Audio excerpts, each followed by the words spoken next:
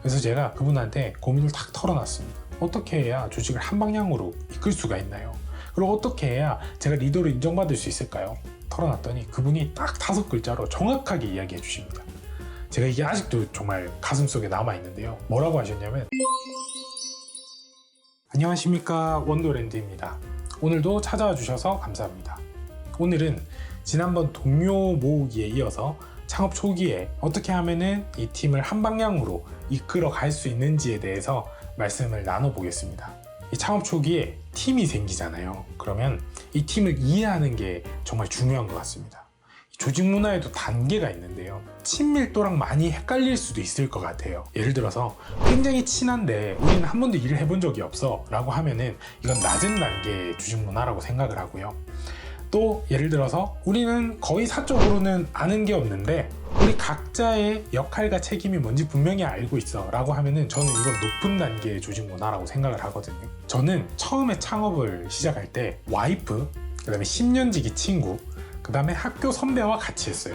흔히들 말하는 절대 같이 창업하면 안 되는 사람들이 여기 리스트에 다 들어있잖아요. 이런 분들이랑 같이 이제 창업을 했습니다. 심지어 제 첫 사업 아이템은 사람들이 다 사라져가는 그 시골에 가서 카페를 차리자는 거였는데요. 이게 되게 재밌어 보였나 봐요. 그러다 보니까 이 창업 멤버분들이 하나둘 이렇게 합류를 하게 됐고 실제로 엄청 재밌게 했었어요. 저희가 창업 초기에 같이 술도 많이 마시고 게임도 하고 서로에 대한 꿈과 비전에 대한 이야기들도 나누고 감정적으로도 엄청 이렇게 링크가 되고 공유가 됐었어요. 친구처럼요. 자, 이제 일을 하려고 합니다. 일이 되나요? 안 됩니다. 왜냐하면 친구니까요. 감정이 지나치게 이렇게 공유가 돼 있고 이분이 무슨 생각하는지 어제 뭐 했는지 이런 것도 다 알고 있다 보니까 업무로 소통을 해야 되는데 불필요한 비용들이 지출되는 것을 목격하게 됩니다. 예를 들어서 이런 일들이 있었는데요. 어떤 분이 헤어지신 거예요. 슬프잖아요. 그래서 이분이 과음을 하시고 그 다음날 지각을 하신 거예요. 근데 이 지각을 한 분한테 아무도 왜 지각하셨어요? 그렇게 하시면 안 돼요. 다음부터 일찍 나오세요를 못하는 거예요. 왜냐하면 이분이 어떤 상태인지 어떤 감정인지 너무 잘 알고 있으니까 아무도 그 얘기를 못하는 거예요.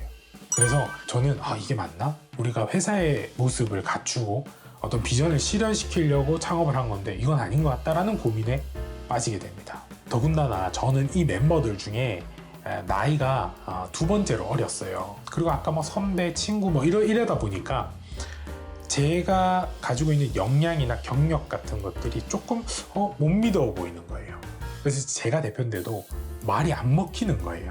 그래서 또 고민을 하기 시작했죠. 그때 제가 첫 번째로 했던 거는 역할을 먼저 정리를 했었어요. 저는 대표고 어떤 분은 메뉴 개발 팀장님, 어떤 분은 디자인 팀장님, 어떤 분은 뭐 사업계획 팀장님, 이렇게 직위화하는 일들을 좀 분명하게 역할을 나눴었던 것 같고요. 그리고 딱 3개월만 정확하게 믿어달라고 말씀을 드렸었어요. 의견은 다 들어요. 근데 결정은 제가 합니다. 그리고 이 3개월 동안은 제가 무슨 결정을 하던 간에 믿어주셔야 돼요.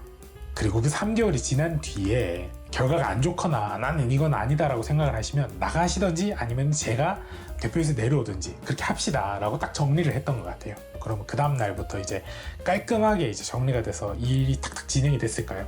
그렇지 않습니다. 그동안에 못 믿었고 뭔가 조금 리더로서 조금 인정하기 어려운데 했던 분이 한번 그렇게 이야기를 한다고 해서 그 다음 날부터 쭉 가는 게 아니잖아요.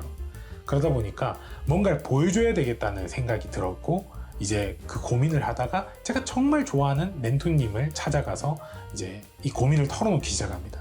이 멘토님은요, 이분도 스타트업을 운영하고 계셨는데 그 조직에서 이분이 나이가 제일 어리셨어요. 그런데도 제가 보기에 그 조직은 굉장히 한 방향으로 잘 가고 있었거든요. 그래서 제가 그분한테 고민을 탁 털어놨습니다. 어떻게 해야 조직을 한 방향으로 이끌 수가 있나요? 그리고 어떻게 해야 제가 리더로 인정받을 수 있을까요? 털어놨더니 그분이 딱 5글자로 정확하게 이야기해 주십니다. 제가 이게 아직도 정말 가슴속에 남아있는데요. 뭐라고 하셨냐면 압도적 역량이라고 하셨어요. 저는 진짜 감동을 받았거든요. 맞네, 저거다. 그래서 이제 집에 와서 고민을 하기 시작합니다. 어떻게 해야 내가 압도적 역량을 가질 수가 있지? 그런데 제가 하는 사업 아이템은요, 마케팅, 디자인, 인테리어, 메뉴 개발 등등등등이 다 합쳐진 공간기획이라는 엄청 큰 비즈니스였거든요. 그러다 보니까 제가 이 중에 어떤 역량을 집중해서 키워야 될지를 모르겠는 거예요. 그래서 곰곰이 생각을 해보면서 우리 구성원들이 할 수 있는 업무와 역할들을 하나씩 이렇게 나눠주기 시작합니다. 이분은 인테리어를 잘하실 것 같아. 이분은 메뉴 개발 잘하실 것 같고, 이분은 디자인 쭉쭉쭉 다 나눠드리고, 나머지 남은 것들 중에 제일 어려워 보이는 거를 제가 하기로 해요. 첫 번째 자금 조달이었고요. 두 번째는 사업 기획이었어요. 그러면 이제 해야 될 것도 정해졌고 열심히만 하면 되겠죠. 그래서 공부도 열심히 하고 다른 대표님도 어떻게 하는지도 보고 막 열심히 이제 막 연구를 합니다. 그러면서 하나둘 성과가 나오기 시작하잖아요. 그러니까 이 구성원분들이 저를 보는 눈빛, 또 그리고 태도 같은 것들이 바뀌는 게 느껴지더라고요.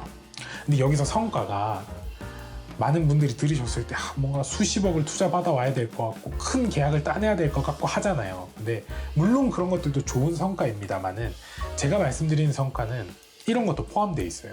예를 들어서 어떤 구성원이 밤에 사무실 앞을 지나가는데 사무실 불이 켜져 있는 거예요. 근데 그 안에 제가 사업계획서를 밤새도록 막 작성하고 있는 거죠. 그리고 제가 어제까지 안 읽던 책들을 갑자기 막 읽어요. 그리고 제가 하는 말이 달라져요. 그리고 디자이너라고 하면은 이분한테 좋은 디자인 레퍼런스라면서 이분한테 막 정보도 주는 거예요. 이런 모든 모습들을 구성원들이 안 보고 있을 것 같고 몰라줄 것 같지만 다 보고 있습니다. 다 보고 있더라고요. 그래서 그런 모습들이 쌓이면서 점점 인정을 받게 되고 말을 따라주는 것 같은 경험들을 하게 됩니다. 그러면서 저희는 점점 회사의 모습을 갖춰 나갔던 것 같아요. 이렇게 분야를 나누고 회사에서 가장 중요한 분야에서 리더가 성과를 내거나 거기에 노력을 이렇게 집중하는 모습들을 보여준다면 초기 창업 기업들은 리더를 주축으로 굉장히 강력한 조직을 구축할 수 있는 것 같습니다. 오늘은 이렇게 창업 초기에 조직을 한 방향으로 이끄는 방법에 대해서 말씀을 드려봤고요. 저희 사례가 모든 사례를 다 포괄할 수는 없겠지만 저희랑 비슷하게 너무 친밀해서 고민을 가지고 있는 조직들에게 좀 많은 도움이 되었으면 하는 바람입니다. 오늘의 이야기가 사업 초기에 조직을 한 방향으로 이끄는 방법이었기 때문에 또 이제 여기서 더 커지거나 더 또 오래된 조직에 대해서는 어떻게 해야 될지 그런 것들도 다음 시간에 한번 이야기를 나눠보도록 하겠고요. 다음에 또 더 좋은 주제로 돌아오겠습니다. 오늘도 들어주셔서 감사합니다. 감사합니다. 보통 새로운 일을 시작을 하다 보면요. 뭔가 나는 저 사람들이랑은 달라. 나는 좀 특별하고 나는 저들이랑 달라 하는 그런 마인드가 저는 자꾸 생기더라고요, 이게.